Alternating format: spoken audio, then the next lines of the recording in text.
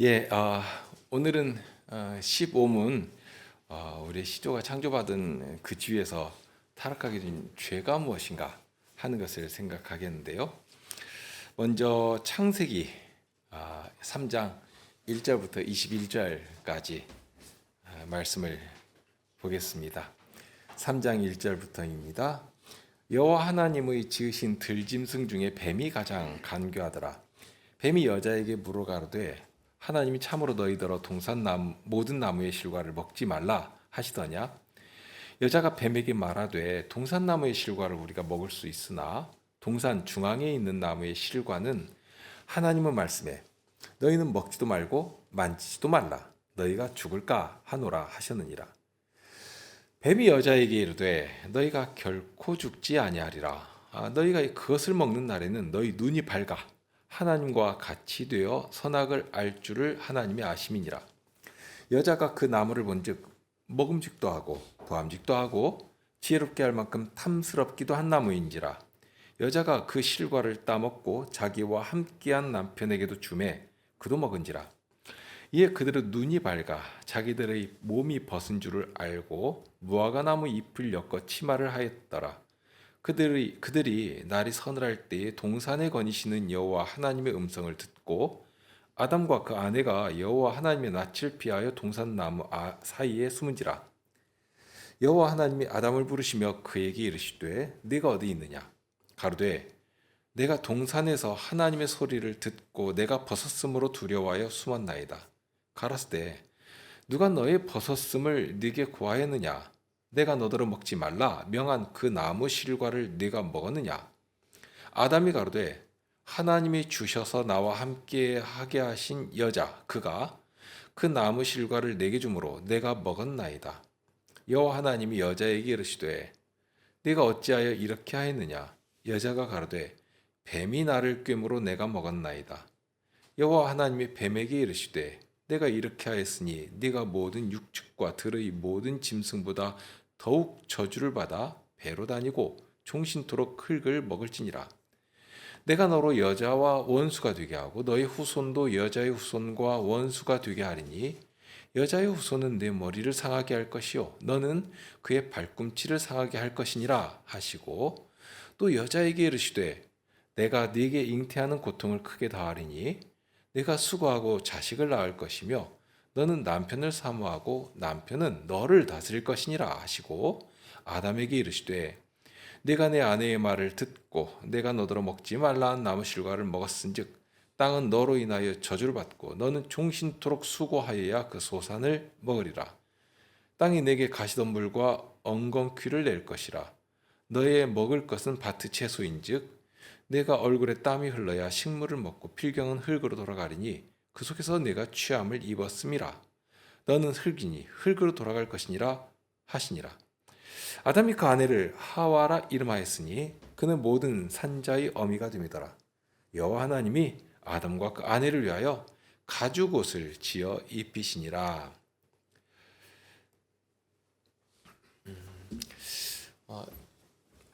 15문을 들어가기 전에 지난주에 배운 내용을 먼저 복습하시면서 시작하겠습니다.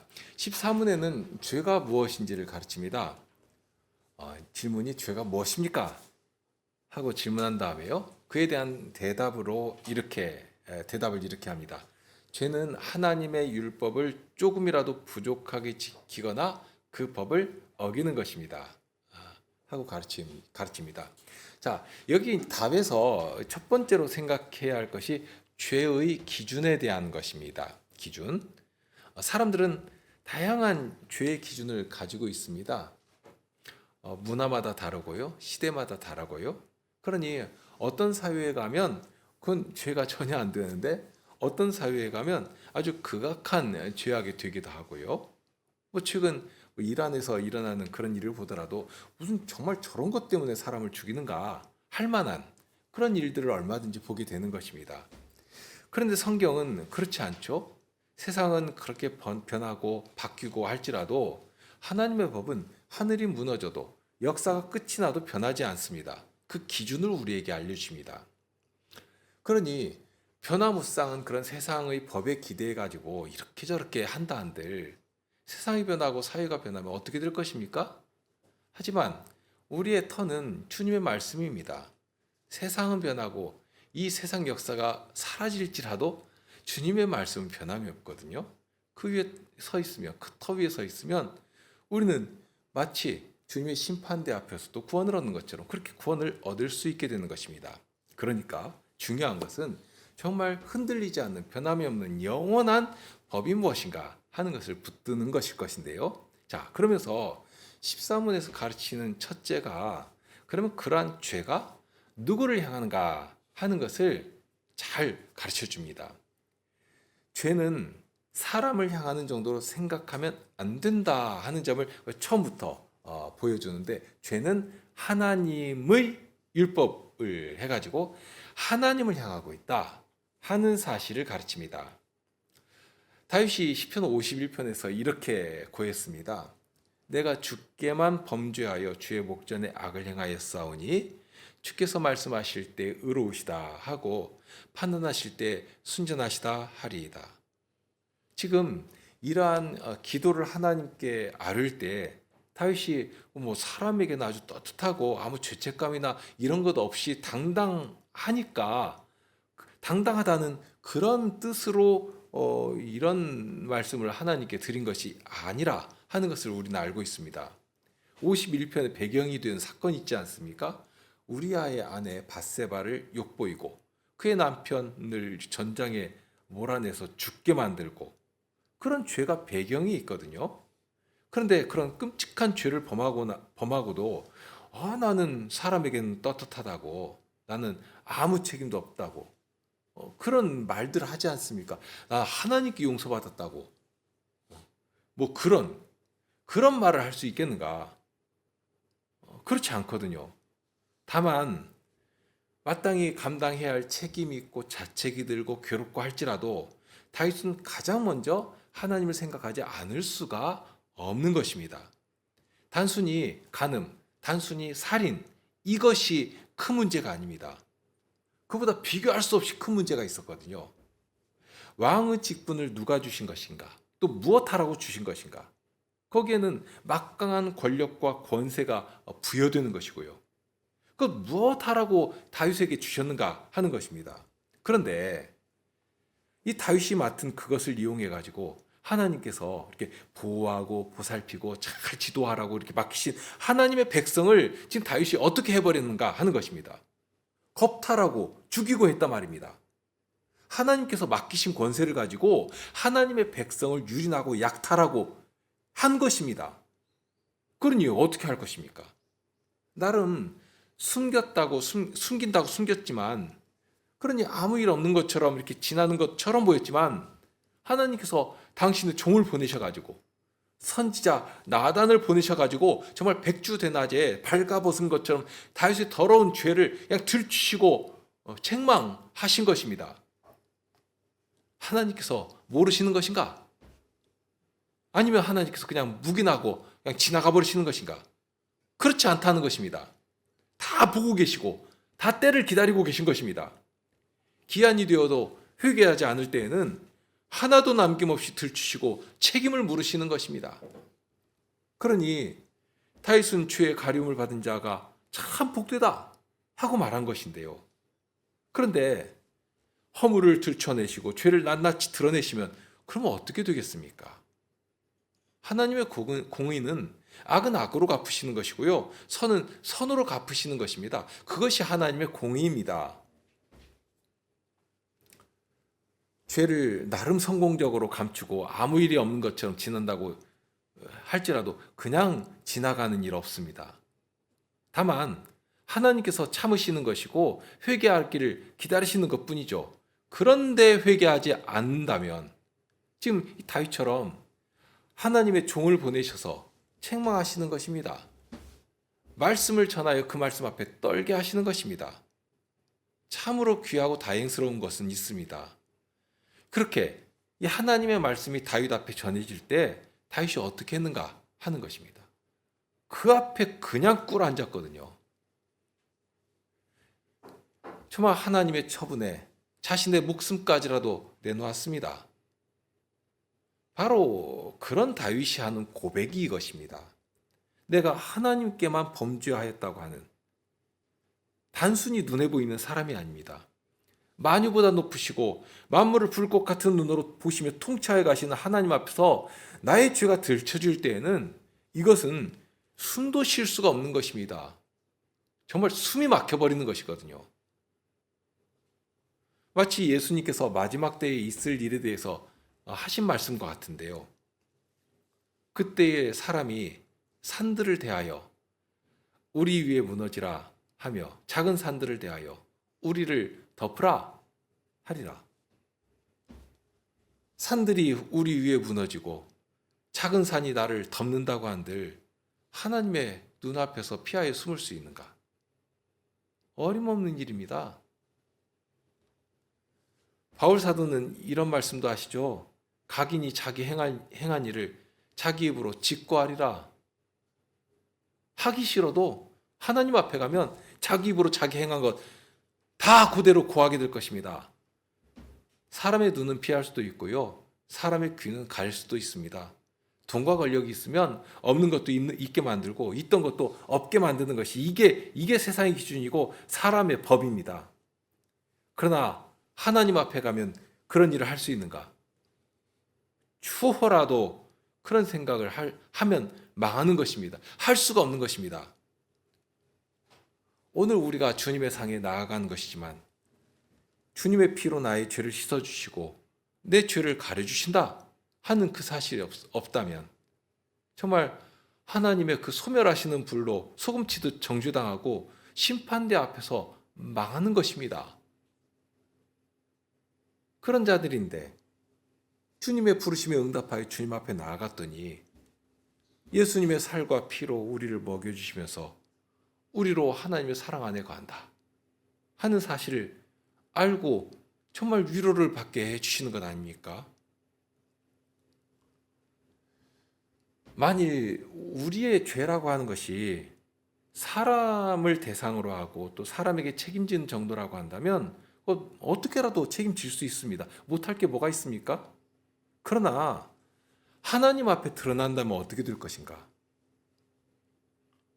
지금 14문이 가르치는 것이 그것입니다. 죄는 하나님 앞에 있는 것이지 기껏 사람이나 보면서 사람에게 대한 것이 전부라면 왕일지라도 어떤 권력자일지라도 그 사람에 불과합니다. 그런 사람의 정의에 기대 가지고 하나님의 법을 논했다가는 아주 큰일 나는 망하게 됩니다. 그런데 하나님은 참으로 자비하시기 때문에 우리에게 바라시는 뜻이 무엇인지 어떤 것이 우리를 망하게 하는 정말 죽음 가운데로 이끄는 죄인지를 다 알려주셨습니다. 모르도록 감춰놓고 그래서 몰라서 망하는 일이 하나도 없도록 해놓으셨습니다. 뿐만 아니죠. 죄가 무엇인지도 이렇게 알려주시지만 하나님께서 우리를 향하여 두신 정말 기뻐하시는 뜻이 무엇인지도 다 가르쳐 주셨습니다. 예를 들면 이런 말씀이 있죠. 내가 너희를 사랑한 것 같이 너희도 서로 사랑하라. 정말 이 말씀은 소망이 되는 말씀이거든요. 우리로 하면 안 되는 그런 죄에 대해서만 이것 하지 마, 저것 하지 마 하고 가르쳐 주신 것이 아니라 죄에서 구원받고 하나님의 백성으로, 그러니까 어둠에서 빛의 나라로 정말 사망의 권세 아래서 아드님의 나라로 이렇게 탁 옮겨주셨으니까 이제 하나님의 백성답게 하나님의 자녀답게 하나님을 닮아갈 길을 열어놓으신 것입니다. 어디 가서라도 야 저는 하나님의 자녀다 하는 그 이름이 부끄럽지 않도록 해주신다는 것입니다. 하나님께서 그 일을 기뻐하시거든요. 그 일을 바라시면서 우리와 함께 하시는 것입니다. 바울 사도는 하나님의 이러한 뜻을 이런 말씀으로 전했습니다. 간음하지 말라, 살인하지 말라, 도적질하지 말라, 탐내지 말라 한 것과 그 외에 다른 계명이 있을지라도 내 이웃을 내 자신과 같이 사랑하라 하신 그 말씀 가운데 다 들었느니라. 사랑은 이웃에게 악을 행치 아니하나니 그러므로 사랑은 율법의 완성이니라. 율법을 주신 것은 거기에 있는 법조문 몇 가지 가지고 그저 그런 법 사이를 피해가면서 그런 죄만 피하고 숨만 쉬고 있으면 되는 그런 수동적인 존재로 우리를 부르시는 것이 아니라 이 말씀대로 정말 적극적으로 싸우고 정복하면서 하나님의 선하시고 온전하신 뜻을 펼쳐내는, 온 땅에 펼쳐내는 존재로 살게 해주신 것입니다. 그러니 이런 말씀이 주시는 위로와 그 힘이라고 하는 것이 얼마나 큰 것인가 하는 것을 생각할 수 있죠. 자, 그러니 이제 어떤 것인가? 지난 몇 주간 계속해서 강조한 것이 있습니다. 죄는 자귀의 죄만 있는 것이 아니라 부자귀의 죄도 있다. 그러니까 이 표현은 어떤 죄는 더 강하고 크고 또 어떤 죄는 그에 비해서 좀 약하고 작은 것이 따로 있는 것이 아니다 하는 뜻이기도 합니다. 그러니까 사람은 죄의 경중을 따지죠. 그 죄에 따라서 아주 그 형벌이 약하기도 하고 무겁기도 하고 이렇게. 그런데 하나님 앞에서는 죄의 경중을 따질 수가 없습니다. 그러면서 죄가 이렇게 도드라지게 악하게 이렇게 탁 드러나는 것은 보통은 무엇을 하지 말라고 한 것을 할 때, 그러니까 그 말씀을 어길 때에 죄가 이렇게 두드러지는 특징이 있습니다. 그러니까 당장에 어떤 사건이 탁 하고 튀어나오면 그런 죄는 이렇게 눈에 딱 띄는 것 아닙니까? 예를 들면 살인하지 말라든지 간음하지 말라든지 하는 이런 금하신 명령, 금령인데요. 그런 법을 이렇게 어기고 나가면 당장 탁 티가 납니다. 반면에 무엇을 해라 하고 명하신 방금 인용한 요한 사도의 말씀이나 바울 사도의 말씀처럼 서로 사랑해라 이렇게 하신 말씀은 조금은 소홀히 해도 그것이 이렇게 탁 표가 나지 않지 않습니까? 그리고 얼마나 해야 그 되는 것인지도 우린 잘 모르고요. 그러니 그 마땅히 사랑할 만큼 사랑하지 않는다고 해가지고 그를 정죄할 수 있는가 또는 비난할 수 있는가 이렇게 단정해가지고 너도 죄다 하고 이렇게 정죄하기 어렵게 되어 있습니다. 그러니 이 자교의 죄에 비해서 부자교의 죄라고 하면 조금은 약한 것 아닌가, 좀 덜한 것 아닌가, 이렇게 좀 책임이 덜한 것처럼 생각하기 쉽다 하는 말씀입니다. 그러나 야고보서에 기록된 말씀을 알지 않습니까? 모든 것을 지키다가 하나라도 거치면 어떻게 되는가? 모두 범한 자가 되고 마는 것입니다. 하나님께서 바라시는 것은 완전한 의인 것이지 조금이라도 했으니까 그러니까 남하고 비교하면서 그래도 저 사람보다는 내가 조금 앞서지 않았는가 하고 스스로 만족을 해버리고 그러니까 사람끼리는 비교하고 잘난 척할 수 있겠죠. 그러나 하나님 앞에 가면 어떻습니까? 그 부족한 것 때문에 형편없이 부족한 것 때문에 하나님께는 정죄를 받고 심판을 받게 되는 것입니다. 그러니까 거기에 하나님 앞에서 심판을 받는다는 면에서는 차등이 있을 수가 없습니다. 그러니까 조금 부족한 것이 아니라 하나님의 명령을 수행하지 못한 악한 죄만 있을 뿐입니다. 이렇게 죄라고 할 때는 하나님을 향해 있다 하는 사실을 분명하게 알아야 합니다. 그러면서 하나님께서는 무엇이 죄인지, 무엇이 하나님께서 기뻐하시는 것인지를 다 가르쳐 주십니다. 대표적으로 그러한 뜻이 율법에 담겨 있죠. 율법의 완성은 사랑이라고 하신 것처럼 그래서 어떻게 하나님을 사랑해야 할 것인지 또 이웃을 사랑한다면 어떤 모습으로 사랑해야 하는 것인지 아주 구체적인 항목으로 이렇게 세세히 가르쳐 주셨습니다. 그러니까 내 방식대로 생각하고서 이렇게 하면 사랑이 될 거야 하고 하는 것이 아니라 하나님께서 아주 구체적으로 가르쳐 주셨으니까 그 말씀을 따라서 사랑을 하면 정말 하나님께서 바라시는 그 사랑의 모습들을 일궈낼 수 있게 된다는 것입니다. 그리고 무엇보다도 직접 사랑이 무엇인지를 다 보여주셨지 않습니까? 그러니까 본으로 보여주시면서 하나님의 사랑을 알게 하셨습니다. 우리에게 바라시는 사랑이 어떠한 것인지를 알게 하셨거든요. 그렇게 해주셨는데도 그런 율법을 소홀히 여기고 순종하지 않는다면 남은 것은 뭐가 있겠습니까? 그것은 하나님의 진노 말고는 없는 것입니다. 그것이 죄입니다. 그러니까 죄의 기준은 하나님의 법이다. 하나님의 말씀이고 무엇보다도 하나님께서 십자가에서 보이신 그 사랑에 달려 있다 하는 것을 알아야 합니다. 그러니까 자칫 사람 기준을 들먹이면서 또는 사람이 가장 잘하는 것이 있는데요. 다른 사람과 이렇게 비교하는 것이죠. 그러면서 이러니 저러니 비교하면서 말하면 안 됩니다. 그러면 기준이 틀렸기 때문에 크게 망하는 것입니다. 자, 그러면 이제 15문으로 들어와 볼까요? 처음 그 시원의 때에 에덴 동산에서 하나님께서 사람에게 명하신 것이 무엇인가 하는 것을 생각하겠는데요. 15문을 우리 함께 읽으실까요? 15문입니다. 우리 시조가 창조받은 지위에서 타락하게 된 죄는 무엇입니까? 우리 시조가 창조받은 지위에서 타락하게 된 죄는 금하신 열매를 먹은 것입니다.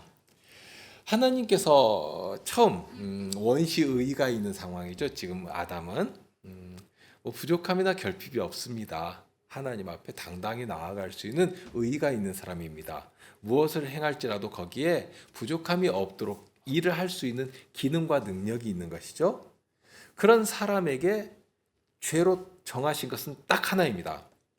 앞에서 자규와 부자규의 죄를 말씀드렸지만 처음 아담에게 요구하신 것은 이것 하지 말아라 하고 금하신 그것만 죄가 됩니다. 왜 그런가 하면 이때는 아담이 범죄하기 전이고 의로운 때이기 때문입니다. 그러니 지적인 능력이나 의를 수행하는 기능에 있어서 어떤 부족이나 결핍이 없기 때문에 그런 것입니다.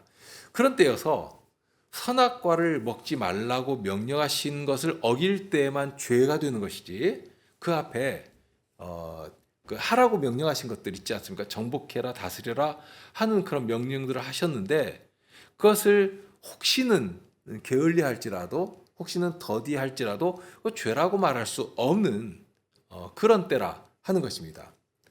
오히려 그런 적극적으로 무엇인가를 해야 하는 명령에 대해서도 아직 이 아담은 어떻게 해야 하는 것인지를 아직 잘 모를 때입니다.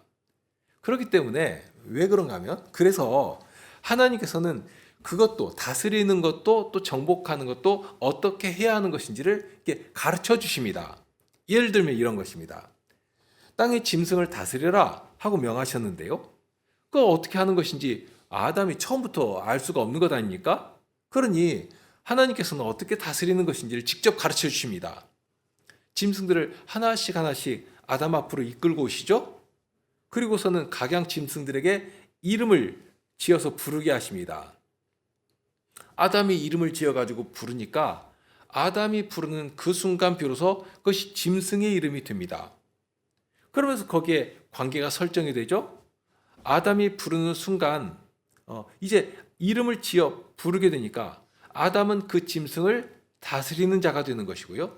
짐승은 자기 이름을 부르는 아담의 그 말에 그 아담을 높이고 그 아담의 말에 순종을 하고 해야 하는 그런 질서가 딱 서게 되는 것입니다. 하나님께서 그런 지혜를 주셨고 그런 권위를 아담에게 주셨고 그것을 이렇게 실행하도록 짐승을 통해서 어떻게 하는 것인지를 하도록 이렇게 이끌고 가셨으니까요.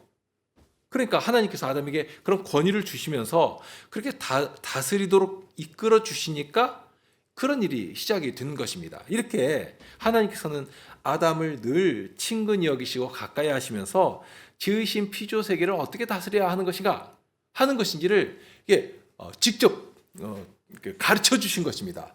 아주 자상한 가정교사와도 같죠. 자, 그러니까 하나님께서는 이렇게 명령만 하시고서 이제 네가 알아서 해 하고 하신 것이 아니라 그것을 어떻게 해야 하는 것인지도 이렇게 알려주시면서 그렇게 그리고 무엇보다도 그냥 이렇게 그 칠판에다가 적어놓고 자 외워 이렇게 하신 것이 아니라 직접 짐승들을 이끌고 가시지 않습니까? 아담에게 가셔서 여기 사람이 너를 다스리는 왕이다. 그러니까 이 사람에게 순종해라 하고 이끌고 오시고 그러더니 아담이 짐승의 이름을 부르면 즉시로 마치 하나님께서 이 짐승에게 명령하신 것과 다를 것 없이 그 아담의 음성에 반응하면서 순종을 하게 되고 이런 관계가 형성이 되고 질서가 형성이 되게 해주신 것입니다. 그러니까 이때 아무리 아담이 죄가 없는 때일지라도 원시 의가 있어서 지성이나 의지나 이런 것에 흠이나 부족이 없는 때일지라도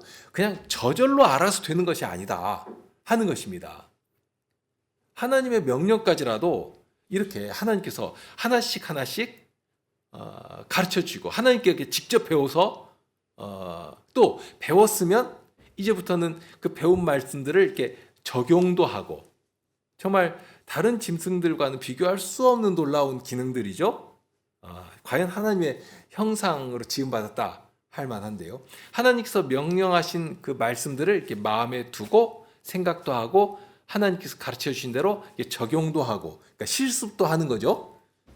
그런데 그렇게 순종하니까 과연 짐승들도 제 길을 찾아 잘 가고 식물들도 더 윤택하게 이렇게 확장되어 가고 열매도 탐스럽게 맺고 이렇게 되는 것입니다. 그러니 이 아담이 이렇게 다스릴 때 다스리는 일이 참 보람이 있지 않겠습니까? 우리가 식물 하나를 키우더라도 식물의 잎이 막 윤기가 쫙 흐르면 기분이 되게 좋거든요.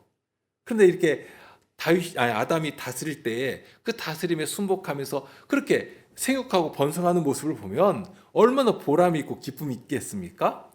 참 하나님께서 나에게 좋은 거 주셨다.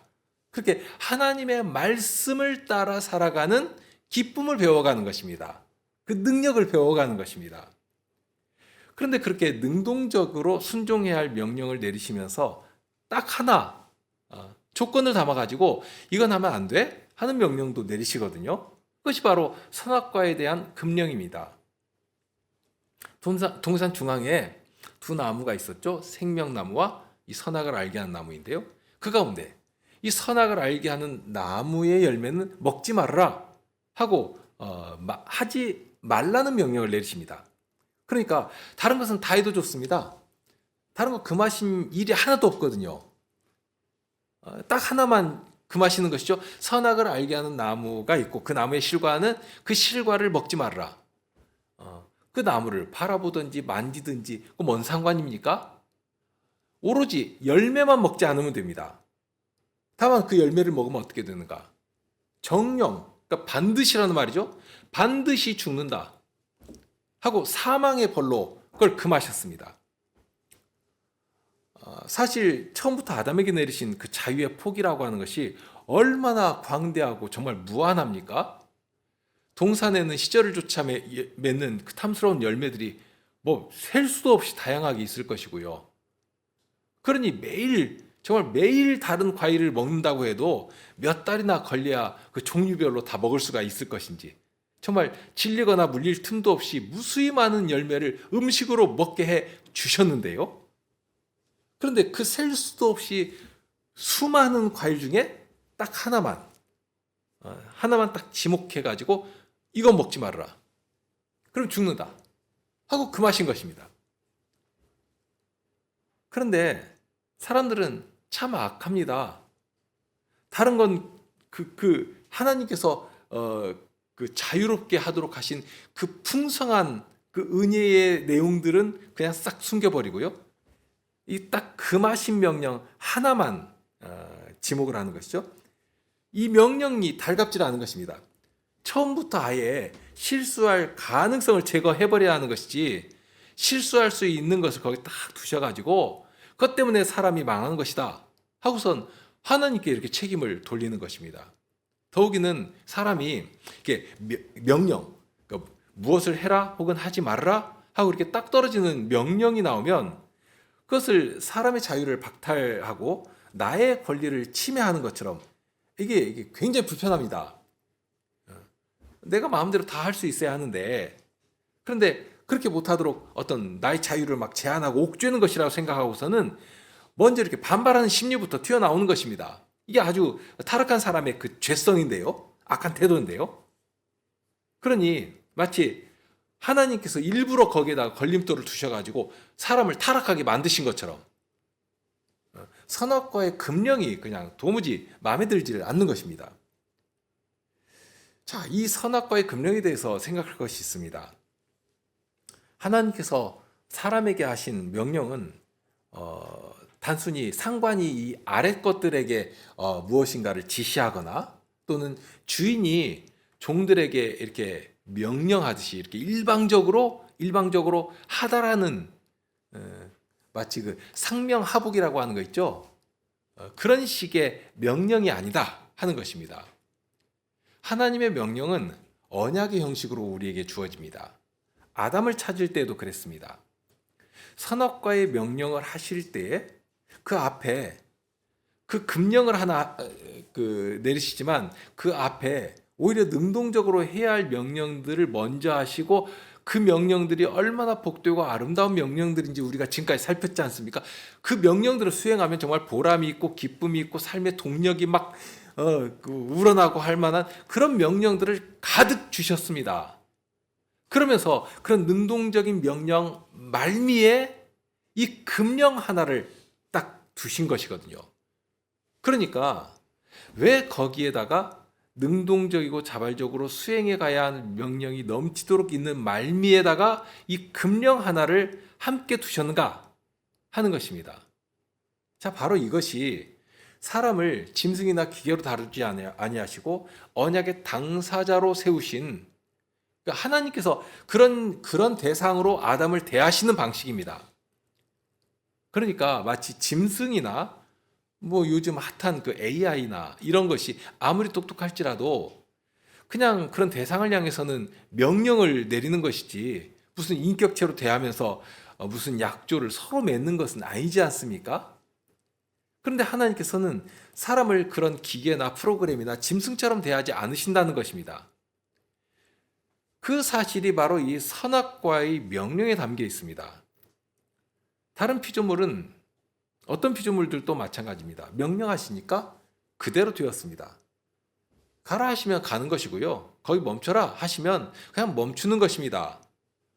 왜 나한테 그런 명령을 하십니까? 하고 따질 수가 없습니다. 사실 그런 생각도 못하는 것이고요. 그런데 사람은 어떤 것인가? 말씀을 들을지라도 생각하고 판단하고 심지어 그러니 하나님의 말씀을 거역할 수도 있는 저 그거 싫은데요?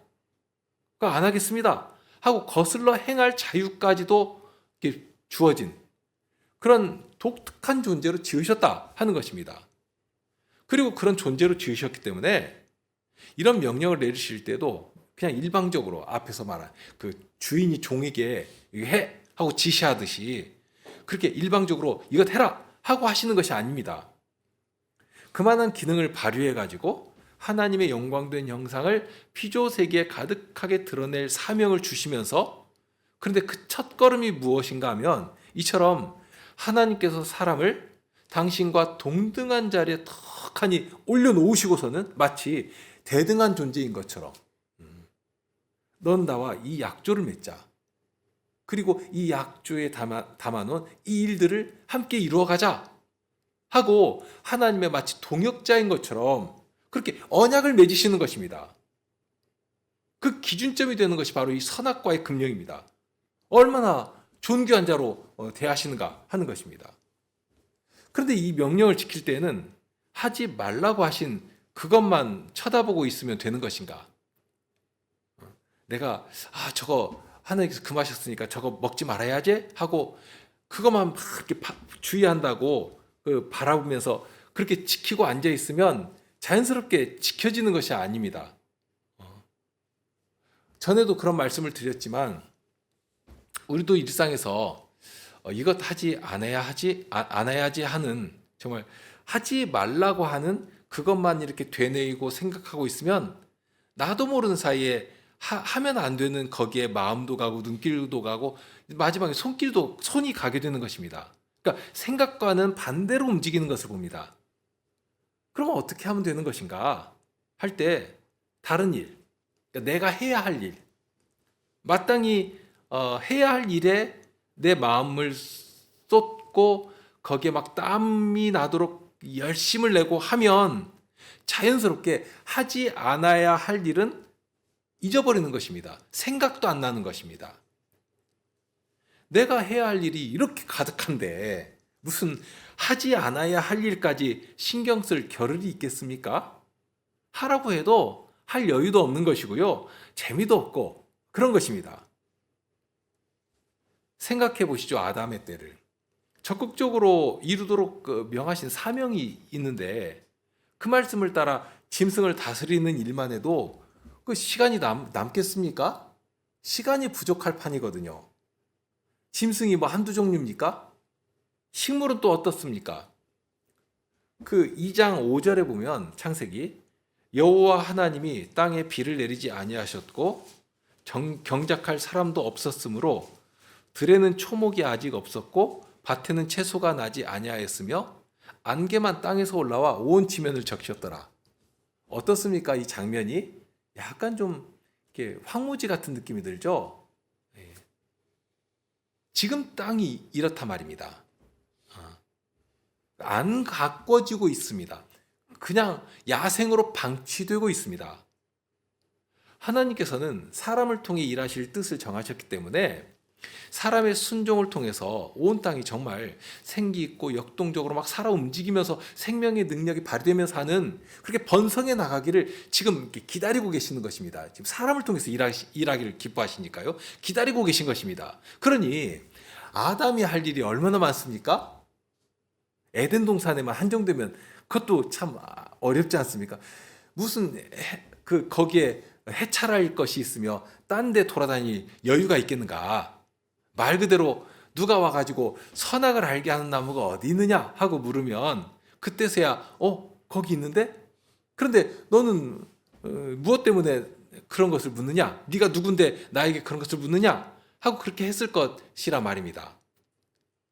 다만 문제는 이런 일이 아담만 그런가? 오늘 우리는 어떤가? 하는 것입니다. 하나님께서 우리를 향하여 두신 선하고 아름다운 뜻이 얼마나 많습니까? 사도를 통해서 전해주신 하나님의 뜻도 이루 헤아릴 수 없이 많습니다. 그런데 겨우 정말 손에 꼽을 만큼 몇 가지 그냥 그것도 힘들어하면서 겨우 그거 지키면서 이만이라도 했으니까 참 나는 다행이다 하고 안주해버리면 우리를 구원하신 그 구원의 능력은 어떤 것이고 은혜의 부요하심이라고 하는 것이 어떻게 되겠는가 하는 것입니다. 하나님께서는 정말 세상까지라도 두려워하도록 우리의 선한 행실을 자랑하도록 하셨는데요. 그렇게 해서 하나님께 영광을 돌리도록 하신 것인데요. 그런 하나님께서 우리를 향하여 두신 그런 복된 뜻이 어떻게 되겠는가 하는 것입니다. 로마서 5장 우리가 배웠죠. 거기에 보면 다만 이뿐 아니라 우리가 환난 중에도 즐거워하나니 이는 환난은 인내를, 인내는 연단을, 연단은 소망을 이루는 줄 알미니라. 그러니까 환난 중에도 즐거워하라고 하십니다. 무슨 고난과 어려움을 당하면서 즐거워할 수 있겠는가? 그런데 데살로니가전서 5장 16절 이하에서도 이런 말씀을 하십니다. 항상 기뻐하라, 쉬지 말고 기도하라, 범사에 감사하라. 이는 그리스도 예수 안에서 너희를 향하신 하나님의 뜻이니라. 하나님의 뜻이 이것이다 하고 알려주시면서 하라고 하신 것입니다. 기뻐하라고 하신 것입니다.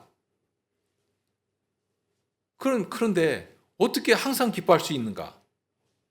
혹시 이렇게 마인드 컨트롤하면 되는가?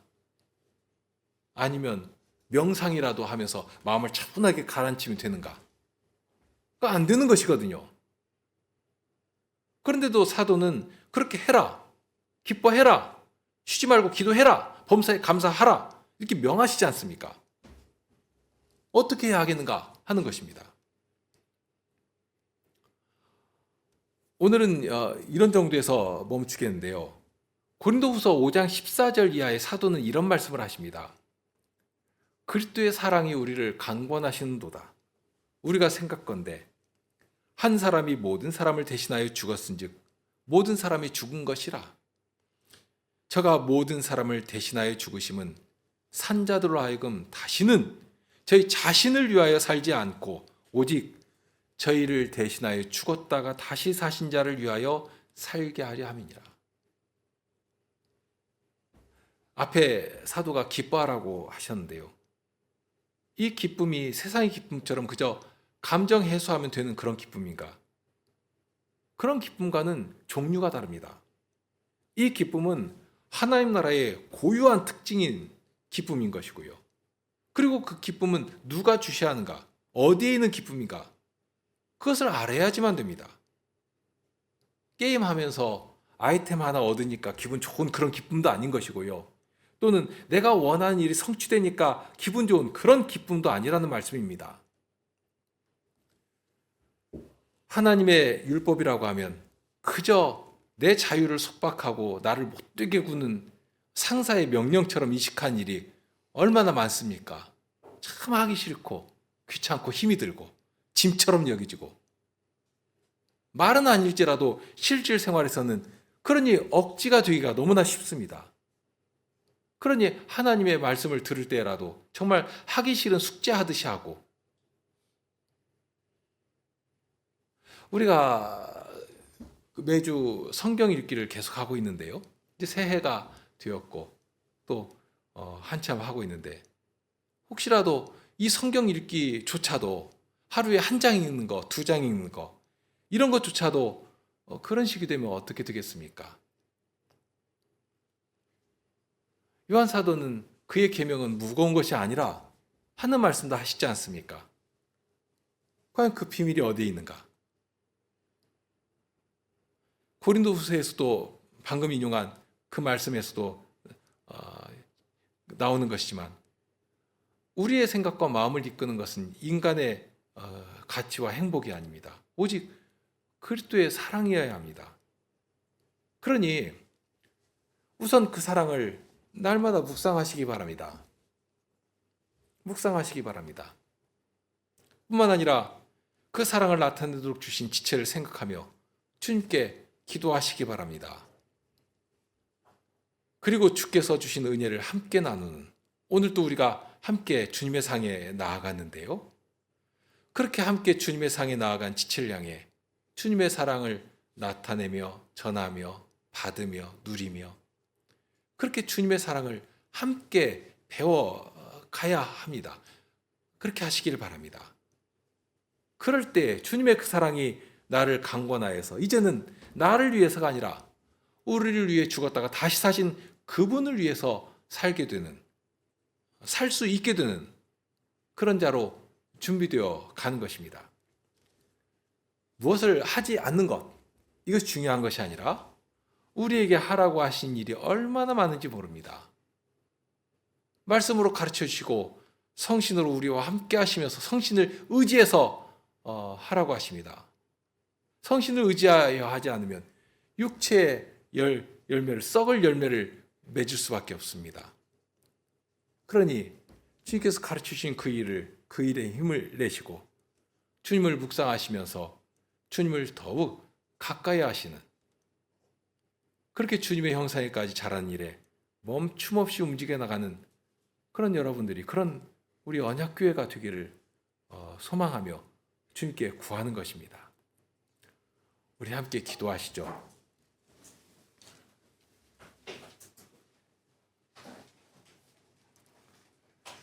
오늘도 저희의 생각과 마음을 열어주십니다.